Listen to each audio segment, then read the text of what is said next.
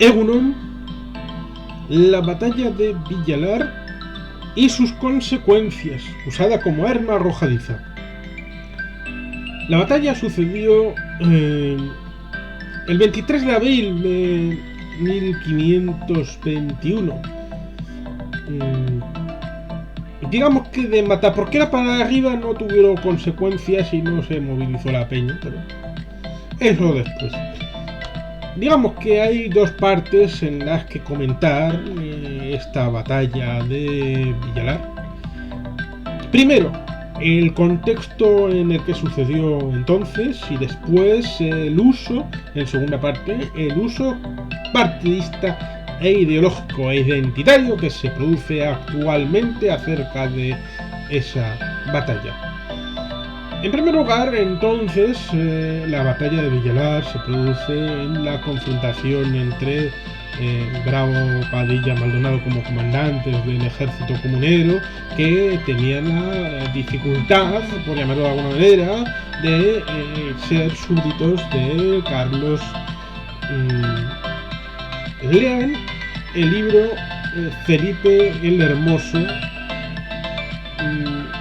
que es un libro interesante para entender cosas previas acerca de porque lo que sucede con la forma de asunción de la realeza de Felipe el Hermoso. Luego Carlos tendrá una situación parecida a la hora de la asunción de la corona de Castilla, por aquello de los tejemanejes y los cambios y consta en acta que los reyes católicos y luego las circunstancias fueron bastante simbióticos con el señor de Vizcaya, con lo cual desde aquí el señor de Vizcaya pues tendríamos que tener una cierta aproximación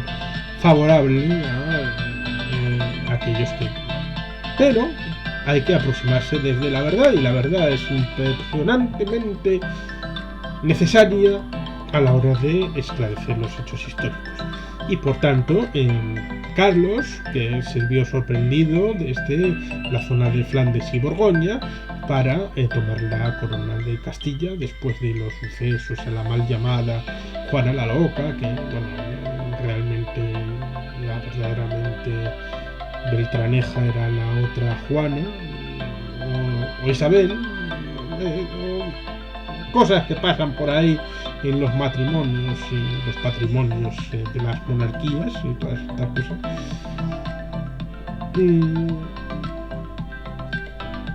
Pues tenemos que el cardenal Cisneros era el que administraba por poderes todas estas circunstancias peninsulares. Sí, el cardenal Cisneros, ¿no? Pues digamos que quería poner Carlos el centro de su imperio en Flandes y no en Castilla, y eso las comunidades tenían doblemente cabreo, porque primero ellos tenían una forma de organizarse distinta, y segundo que no querían ser segundo plato de nadie, y con lo cual pues se rebelaron y tuvieron un enfrentamiento que al principio fue favorable, pero al final en la batalla de 23 de abril de 1521 acabaron siendo derrotados, pero perder para ganar, porque al final pues, el nuevo rey, el monarca imperial Carlos I de Castilla y V del Sacro Imperio Germánico descubrió que Castilla era muy grande y muy importante y que tenía que hacerle casito. Y entonces se da la circunstancia de que Bravo, Padilla y Maldonado son tomados por grandes héroes de la castellanía, porque perdieron la guerra, pero ganaron el afecto del monarca por Castilla. En parte, de resultas de estas circunstancias, tenemos que en Madrid, que no había estado vinculada con ninguno de los dos bandos en el ámbito de las luchas de las comuneras en finales del siglo XVI, es por primera vez en el reinado de Felipe II, en 1570 y algo, es establecida como sede de la corte y por tanto pues, la capital del reino de Castilla. Una Madrid que está vinculada por nombre y por tradición a la Hispania musulmana, y por tanto pues siempre es un híbrido curioso en la ciudad de Madrid que, bueno, pues ahí está. La historia está ahí, de la batalla de Villalar, para el que se quiera aproximar desde un ámbito político, cultural, económico. Las Germanías están también en ese esbozo por ahí. Y bueno, pues todo eso, aquel magma de una cierta reivindicación de ser un reino con una cierta capacidad propia, pero claro, en el marco de aquel siglo XVI, porque los marcos conceptuales del siglo XVI evidentemente no es como si hablamos ahora de autogobierno, porque la relación patrimonial de los reinos con el señor que les administraba, con los ciudadanos, que no había ciudadanos sino eran súbditos, y todo aquello pues está de aquella manera, pero evidentemente había una forma de establecerse propia de los tiempos, en la que pues evidentemente los matrimonios, los patrimonios, las formas de vincularse los unos con los otros y cómo se repartían el terruño, pues había diferentes formas de estructurarlo, y algunos pues no querían hacerlo, pues como pasó la vinculación en ciertos momentos del reino de Galicia, el reino de Portugal, el reino de León, el reino de Castilla, el propio señorío de Vizcaya basculando a veces con el reino de Navarra y después posteriormente incorporándose a la realidad de los reinos bajo el reino de Castilla, la corona catalano-aragonesa. Y si ya nos metemos en Petronila y Ramón Berenguer IV, pues tendríamos un problema con pederastia y todas esas cosas malas que pueda haber en el siglo XII. Con lo cual, la historia la dejamos ahí para que quiera aproximarse,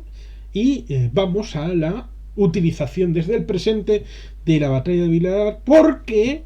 ese constructo artificial y artificioso, como se llama la comunidad autónoma de León y Castilla, de Castilla y León, surgida artificialmente en 1983 con 3 recursos de inconstitucionalidad encima de la mesa, como eran el de la región leonesa, el de Segovia y el del condado de Treviño, se hizo una realidad en 1983 como una realidad ex novo, porque existía el reino de León, existía el reino de Castilla, sí hubo una vinculación bicéfala, incluso antes de la incorporación bicéfala de los reyes católicos, rey de Aragón y reina de Castilla. Antes había habido una integración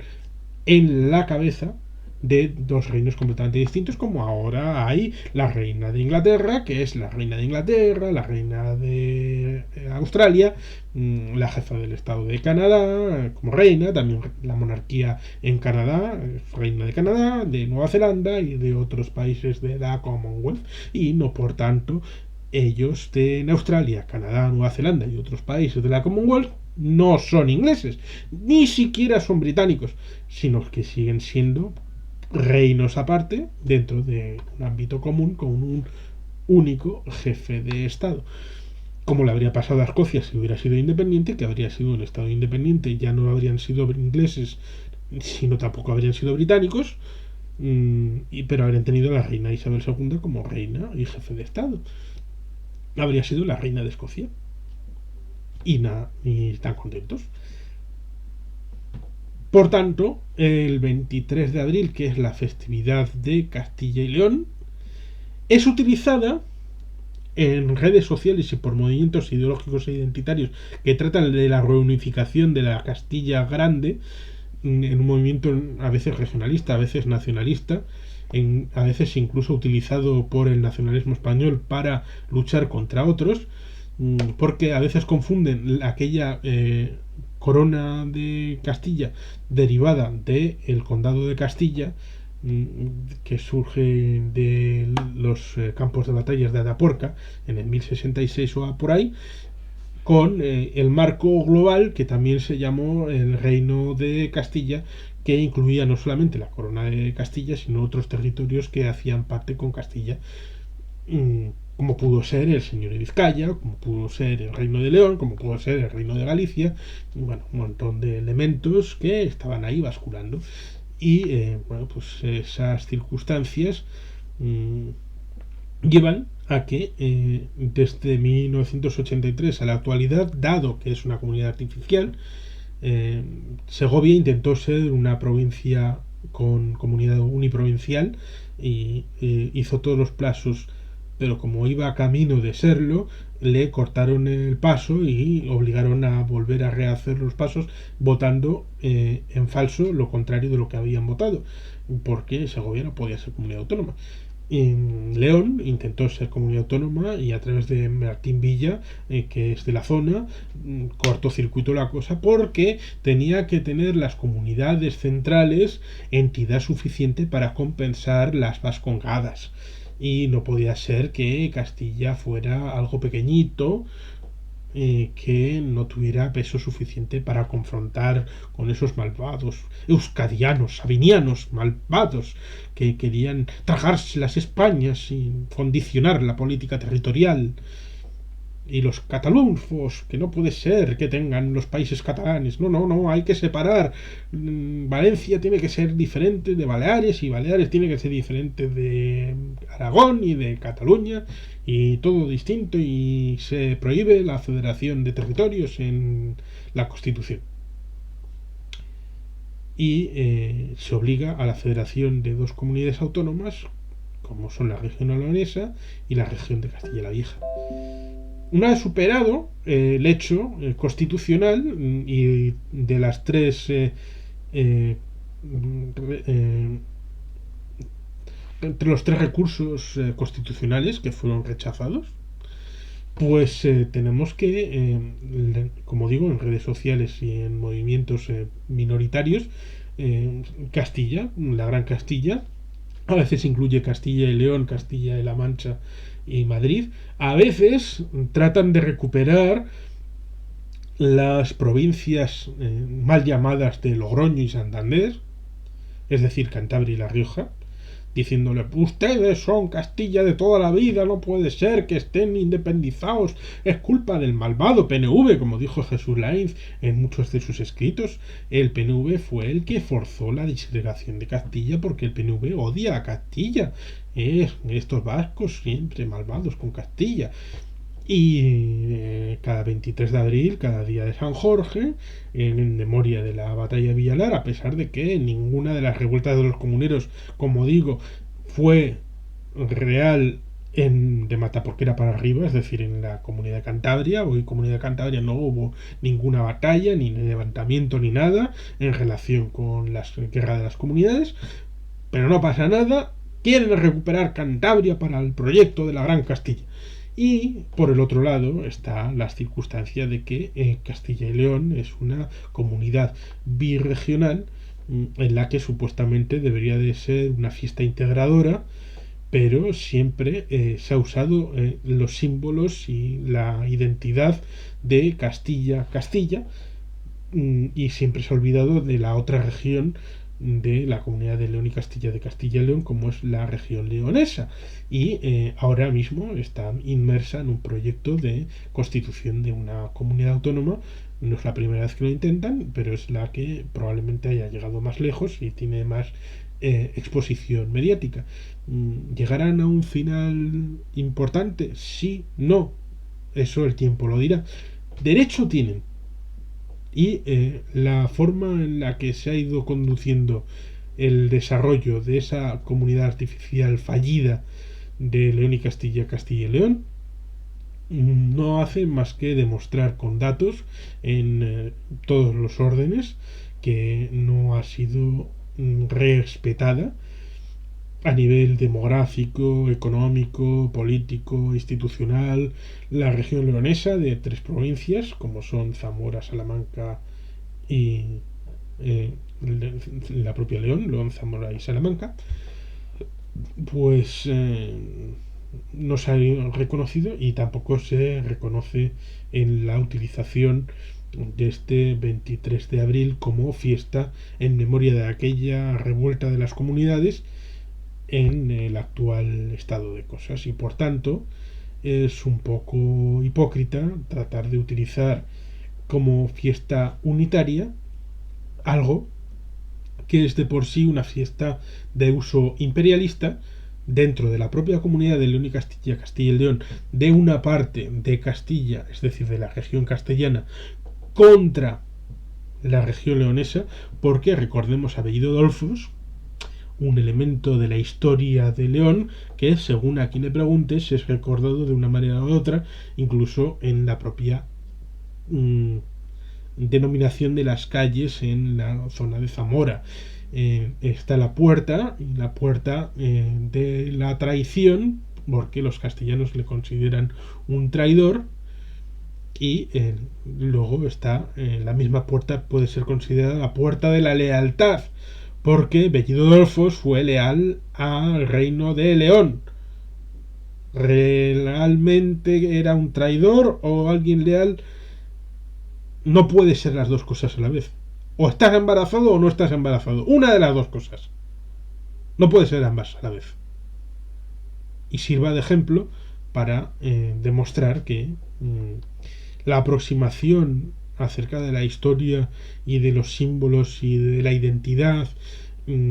también a través del 23 de abril, también a través de la simbología de la batalla de Villalar, usando el palo de la bandera contra la región leonesa, es algo que es un imperialismo hacia adentro, pero también está el imperialismo hacia afuera de usar la batalla de Villalar contra los cántabros y contra los riojanos, incluso a veces también contra los extremeños y así, para tratar de incorporarlos a un proyecto de gran Castilla. No se sabe si como comunidad autónoma dentro del Estado español o incluso como Estado soberano, con vete a saber qué pretensiones territoriales o conceptuales, cosa que se me escapa y que a veces es contradictorio incluso entre aquellos que tratan de explicar qué demonios quieren decir con todo esto. Simplemente dos partes. Una, recordar el significado histórico de la batalla de Villalar, que merece ser estudiada en su contexto de atrás hacia adelante, es decir, las circunstancias que condujeron a la guerra de las comunidades y a la batalla de Villalar en el año 21, el 23 de abril de 1521. Es un ejercicio interesante e imprescindible. Y por el otro, actualmente esa fecha, que es fecha de fiesta supuesta, aparte de las fiestas que es el 23 de abril también en Cataluña y Aragón, pero es un significado diferente, es la fiesta oficial de la comunidad artificial y falaz de León y Castilla, Castilla y León, y es usada, como digo, de una manera identitaria, ideológica, que amerita ser entendida con transparencia, con humildad y ser despojada de todos estos elementos negativos para, a través de una deconstrucción de todos estos elementos que ahora contaminan una fecha supuestamente festiva, de ahí salga una catarsis y una exégesis positiva de lo que deba de ser el futuro, tanto para los conceptos como León, la región leonesa, es decir, como pueda ser Castilla la Vieja, como pueda ser Castilla y La Mancha, y bueno, Madrid, si se quiere incorporar o no al debate, cosa que ellos verán. Lo que está claro es que La Rioja y Cantabria hicieron su propio camino y no hay ninguna voluntad